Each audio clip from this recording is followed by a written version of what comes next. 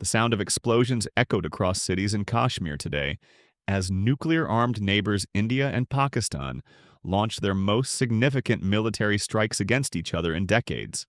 Missiles targeted military installations on both sides of the border, killing civilians and threatening to spiral into a full-scale war that could destabilize the entire region. This dramatic escalation marks the most dangerous confrontation between these nuclear powers since their 1999 Kargil conflict. But what's really happening, and why has this long-standing rivalry suddenly erupted into open military conflict?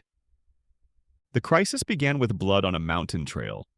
On April 22nd, gunmen opened fire on tourists in Pahalgam, a popular destination in India-administered Kashmir.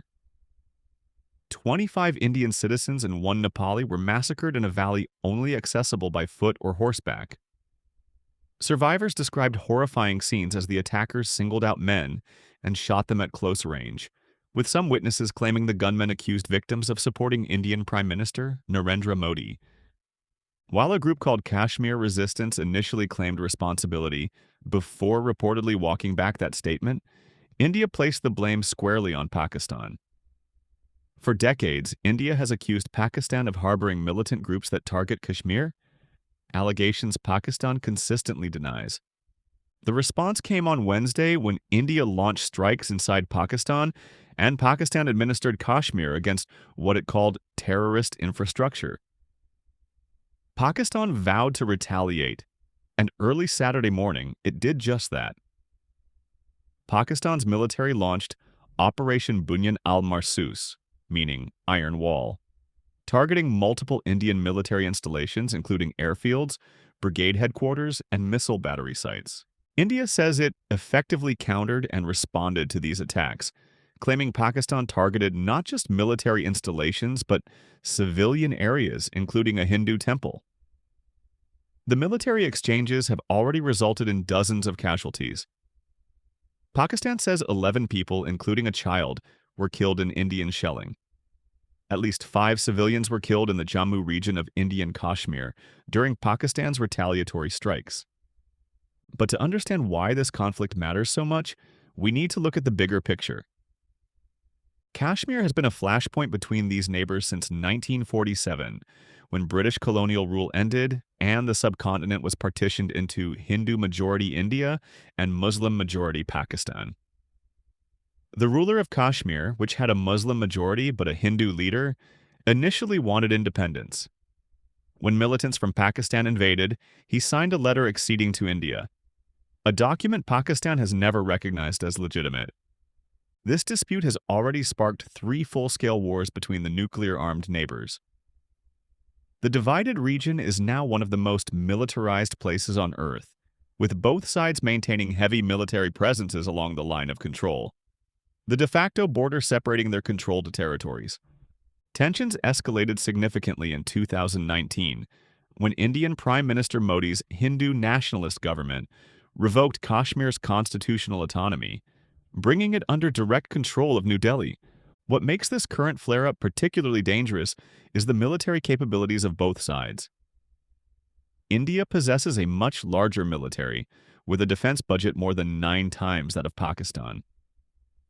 India maintains 1.5 million active duty personnel compared to Pakistan's 660,000, and possesses overwhelming advantages in tanks, artillery, naval vessels, and aircraft.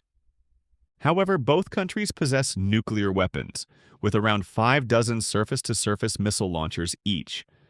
Unlike India, Pakistan doesn't have a no-first-use doctrine regarding nuclear weapons, meaning it hasn't ruled out using nuclear arms first in a conflict. This explains why there's such international concern about the current situation. U.S. Secretary of State Marco Rubio has offered American mediation in the conflict, making separate calls to officials on both sides while emphasizing that both sides need to identify methods to de-escalate and re-establish direct communication to avoid miscalculation. The G7 countries and European Union have also released a joint statement urging maximum restraint and calling for immediate de-escalation. China, which borders both countries and is a close ally of Pakistan, expressed deep concern and vowed to play a constructive role in de-escalation. Meanwhile, residents in both countries near the border are fleeing to safer areas, while others rush to stockpile food and essential supplies. Indian authorities have installed sirens in high-rise buildings in New Delhi, some 400 miles from the border. Streets in Jammu, where loud explosions were heard, are now empty. One 60-year-old resident named Rajiv Gupta, whose brother was wounded by a shell, told reporters, "Jammu city has never been hit before. Never thought we would be hit like this." So what happens next? There are some signs that both sides may be willing to step back from further escalation. Pakistan's Foreign Minister Ishaq Dar said that if there is an iota of sanity, India will stop, and if they stop, so will we. Similarly, India's military stated that it remains committed to non-escalation, provided it is reciprocated by the Pakistan military. However, defense experts see troubling indicators. Both sides are now freely using missiles and drones, and Pakistan's military has reportedly been moving troops toward forward areas, suggesting possible preparations for further offensive actions. Any continued escalation risks miscalculation or accident that could trigger an even more dangerous response. With tensions running this high between nuclear-armed neighbors, the international community is deeply concerned about the potential for catastrophe. The economic stakes are high as well. Pakistan's economy is already in crisis, with the country recently securing a $7 billion bailout from the International Monetary Fund. Sustained conflict would likely damage Pakistan's economic recovery efforts, potentially cutting off access to external financing and pressuring its foreign exchange reserves.